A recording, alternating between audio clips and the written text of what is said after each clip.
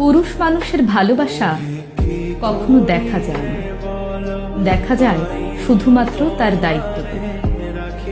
যে মানুষটা রোজ খেয়াল করে আপনার খোঁজ রাখে, আপনি খেয়েছেন কিনা, আপনার শরীর ভালো কিনা, এই প্রশ্নগুলো বারবার করে, সেই মানুষটার সবটা জুড়ে আপনি থাকেন।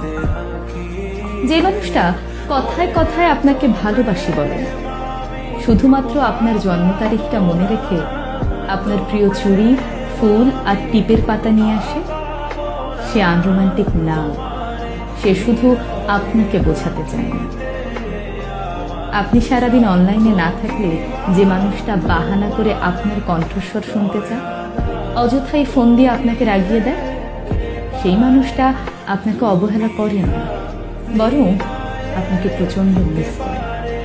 আসলে একজন পুরুষ মানুষকে বুঝতে হলে তাকে তার মতো করে চিনতে হবে।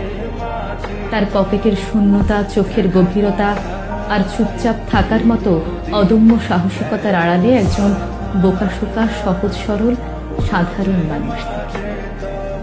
মেয়েরা অভিমানে সবকিছু বলে দিতে পারে, একজন পুরুষ তা পারে না, কারণ আপনি তার ভালোবাসার আগে আপনি তার দায়িত্ব, যাকে সে সারা জীবন নিজের কাছে আগলে রাখতে চায়।